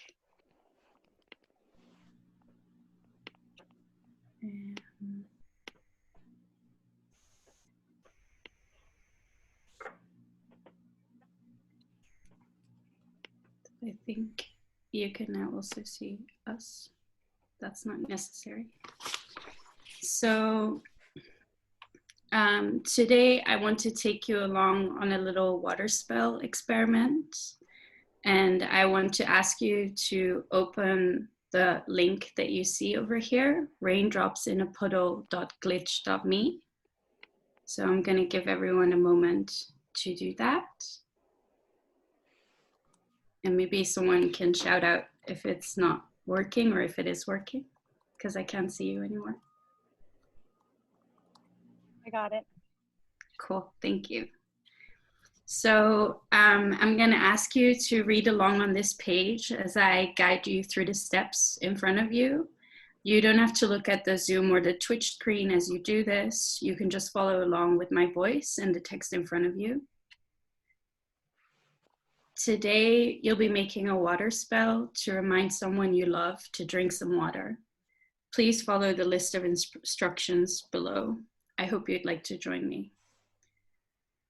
If you can please grab a cup, a glass, or anything that you'd like to drink out of any size or shape, and fill it with some water. And then in a few seconds, I'm going to be asking you to take a sip of that water. Wait a minute, don't sip just yet. Before we start, I'm going to ask you to open a text editor on your computer. Any text editor will do. Make sure your cursor is in the text editor, ready for you to type. And then as you do that, I'm going to ask you to switch off your screen light on your computer all the way so you don't see anything anymore. Don't be scared. And once the water enters your mouth, I will ask you to start typing anything you feel, hear, taste, or think. You don't have to worry about writing full, beautiful sentences. Just type wherever the water takes you. And do this for about a minute or however long feels good to you. You can take several sips, drink the whole glass, or just stay with the first sip of water swirling around in your mouth. Are you ready? Great, so we are opening a text anywhere that we can type in text, and then Any we're going text to editor. turn our screen light totally off. Totally off. Okay.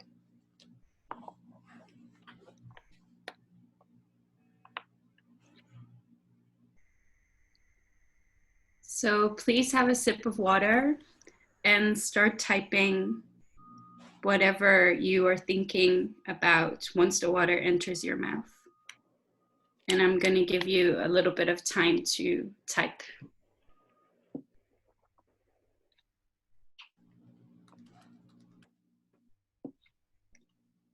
What does the water taste like?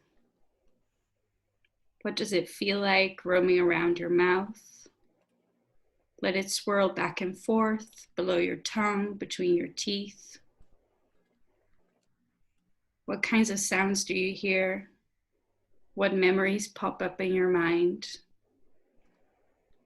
What do you want to share? What does the water taste like? What sounds does it make? How does it feel roaming around in your mouth?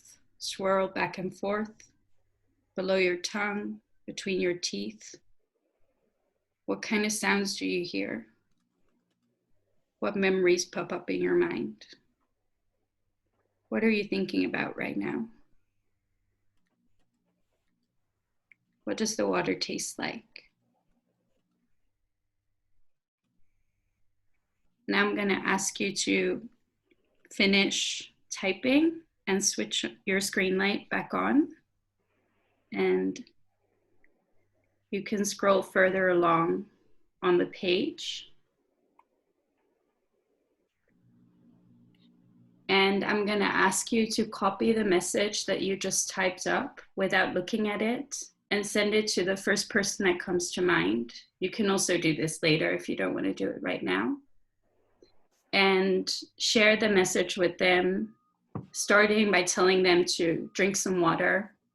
And if you feel like you can pass this website with the instructions along to them so we can create a chain of water drinking humans. Thank you for participating. And there is a little gift for you on the page in return, which I invite you to read later. It's an excerpt from a poem by Eileen Miles. And if you would like to share your spell with me, I would love to receive it. And you can send it to love@schoolincommon.nu and you with the subject line SIP.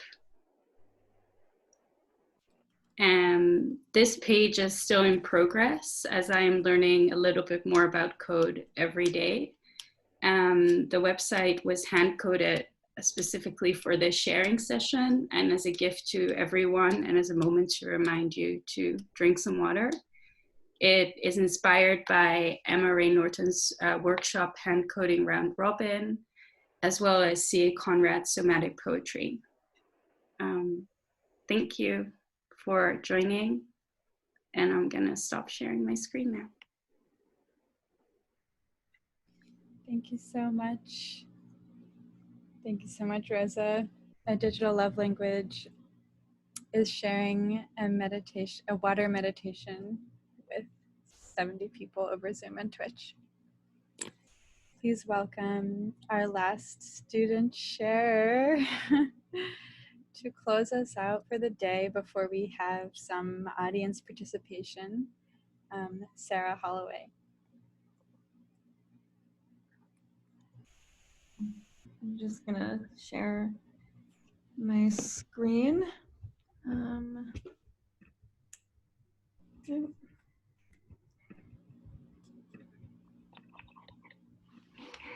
There we go.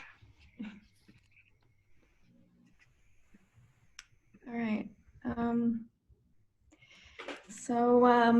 I am actually Zooming from a new location, if some of you will know. I'm Zooming from the Narragansett, traditional lands of the Narragansett and the Wampanoag people. It's now called Providence, Rhode Island, on College Hill. And that's sort of full circle for me, as My story begins and finding this class with leaving Providence and starting my spring semester of art school online. And it turned into be the opposite of a digital love language. And it left me feeling absolutely helpless, unequipped to exist, and pissed off. And it led me to do finals like this one, which I did in collaboration with my friend Marcus Brown. It set me on a path to try to find, teachers and mentors who could teach me theories of care. As what I was pissed off about was the fact that in 21 rotations around the sun, my lessons of mutual care and of community were lacking, while I seemed to know a ton about individualism and taking care of myself. So starting digital love languages, I started it the same week I started a new job in Vancouver for a community garden in East Van called Means of Production Garden, and run by Earth Hand Gleaner Society. What I was not expecting is that the two experiences would run very parallel and teach me the same lesson, which I wanted to talk about, which was learning to be a producer before a consumer. They both started with very interestingly by giving me a metaphor, which used the inverse as a way of describing the other in an unorthodox way. Our digital love languages class began with talking about speculative learning environments, and the metaphor of digital love being like a garden, digital love spaces being like a garden, was a theme that we carried through the semester. Coincidentally, at Means of Production Garden, I found out that at its conception in 2002, it was described using TechSpeak as an open source landscape, a material library.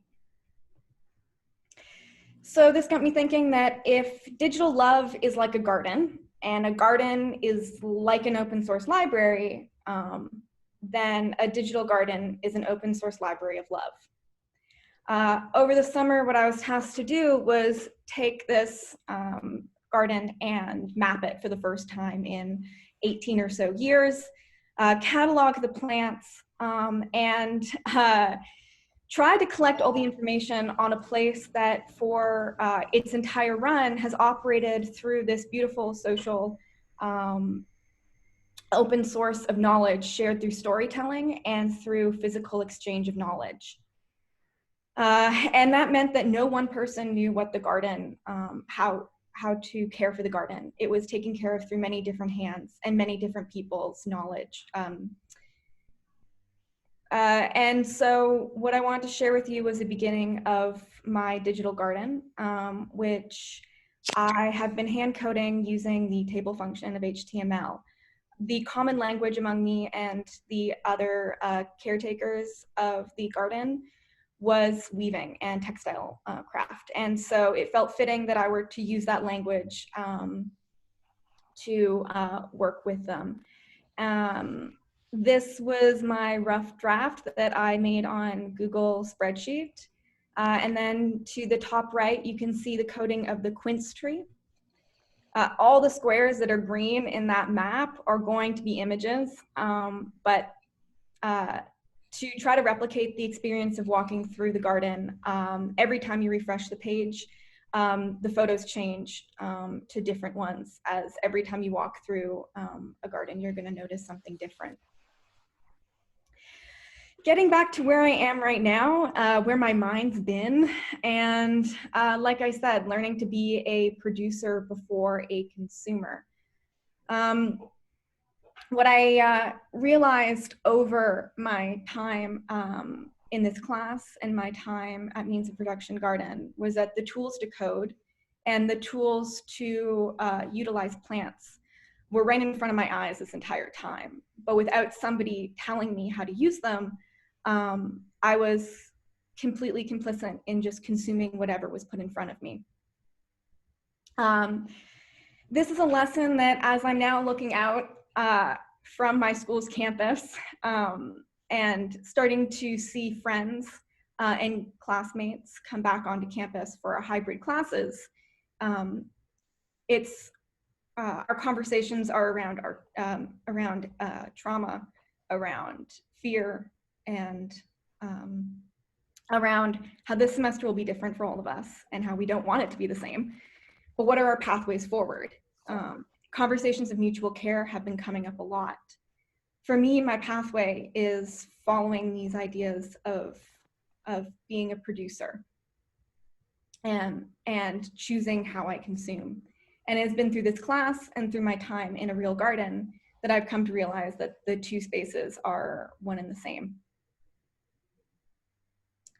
So I'll be continuing to code my digital garden, and that will be coming shortly, but I just wanted to leave it by just thanking all my classmates and the stewards of the class for making this such a healing place, and one that was so conducive to learning and really inspiring for whatever's to come.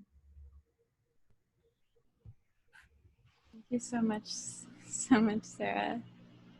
A digital love language is a digital garden, an open source library of love. This was our last student share. So for all of the panelists who are able to unmute, I welcome you to unmute and clap for, for everyone who just shared.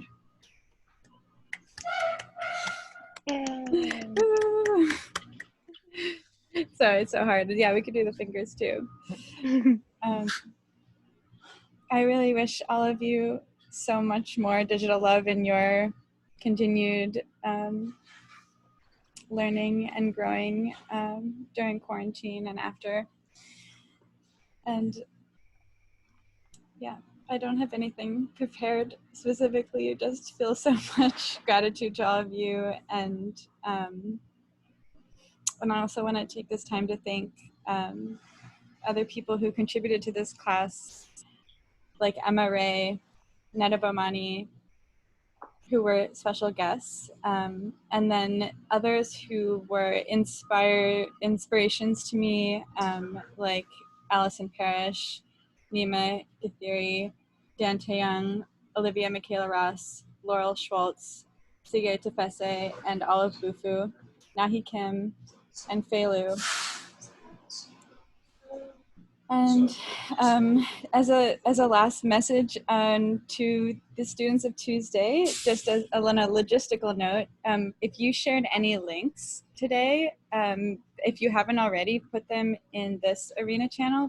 I tried to put some of them in there, so some of them might be in there, but I know I missed some. And this channel is for audience members and for students. This is a collection of our projects that are able to be URLs.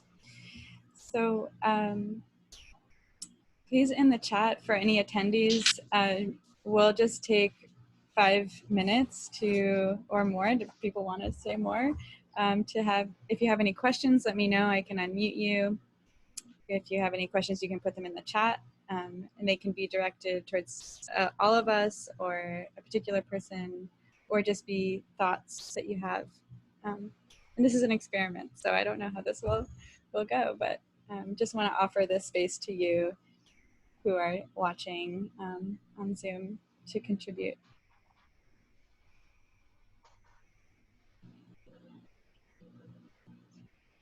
And I can also look at the Twitch stream if anyone has any questions there.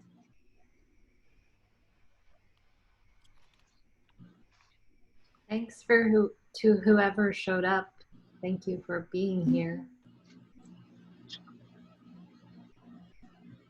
Thank you.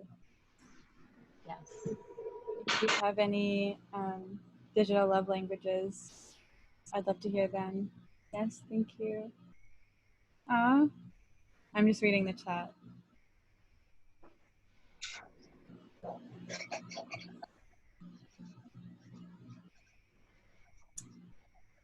People on Twitch say congrats. Thank you for sharing. This is wonderful, amazing. Thank you for sharing.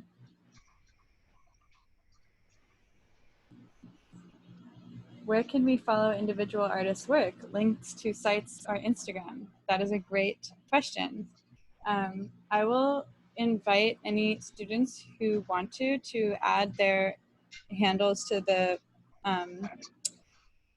run of show document that I put in the chat, and I'll also put it in the Twitch. So if students want you to find them on social media, they will put their information in this link. Okay, so someone asks, what's the difference between today and tomorrow? It is, yeah, just different presentations. So this class was over 10 weeks and it ran on Tuesdays and Wednesdays with 2 different sets of students. So it will be in some ways similar, but in others completely different, because all of the sharing and reflections will be different. Oh, sorry. Yes. Okay. Yeah. Thank you all for making this space. I've never seen coding as anything remotely accessible to me, and this is such a wonderful world to be invited into for a couple hours. Thank you for coming, Allie.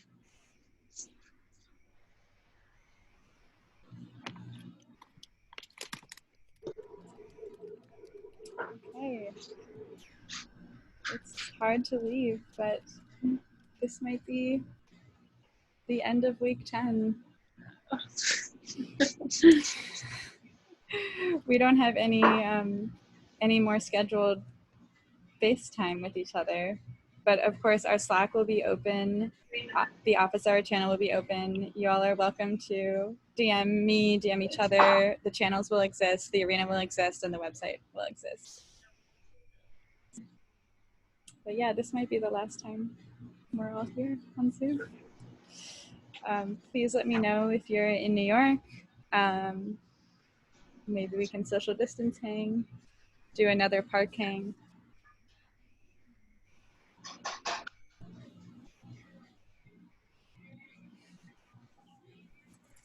Should we all put something on our screens and take a screenshot? Oh yeah, we should totally do that.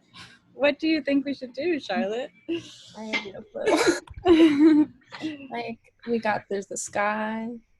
Do we have, does anyone have paper and marker? We could write something. Yeah. Thanks for the suggestion, Charlotte. It'd be nice. Paper and pencil. I could write something. Oh my god, wow. I got this thing.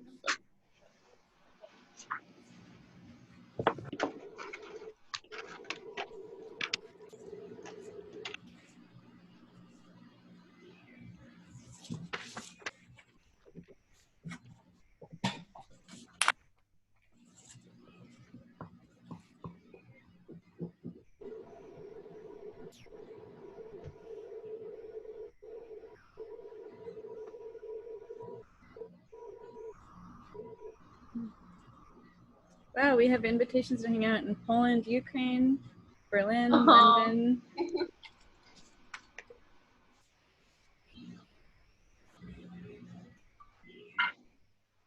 Okay. Does everyone have something to show? We can wait, or if everyone's ready. Okay, invitation to hang out in LA.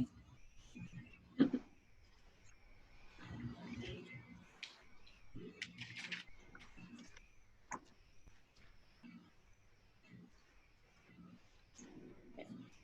Let me know. And invitation to hang out in the Netherlands, in DC, St. Louis, San Francisco.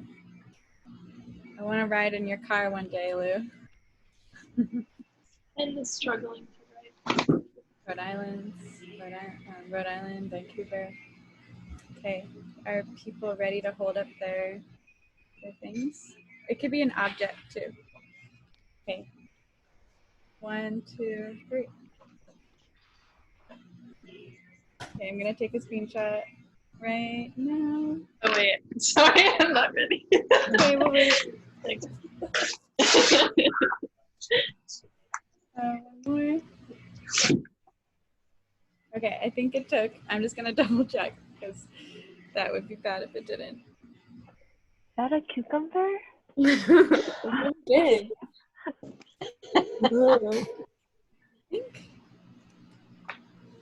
I think it didn't take. Okay, sorry. Wait. Did it? No. I cannot. I don't know. I'm gonna try it again. I I'm gonna heard do the it again. screenshot sound, but try again. Let's do it one more time. 'Cause this is. Okay, so I'm gonna hold it, and I'm gonna do the hand shift 4, dragging. 1, 2, 3. Okay, that time I got it. Thank you all for doing it again.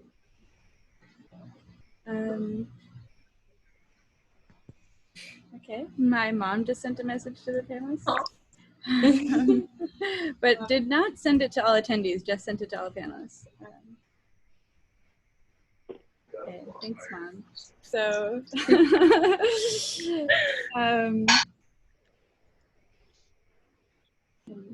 yeah, I don't know. It's so hard to go.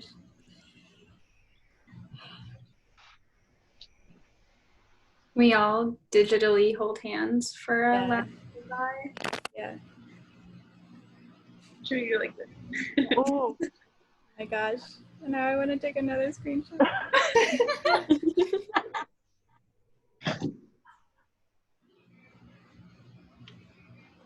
Okay, I got it. Oh, Max, you look so peaceful. So tender. Yay.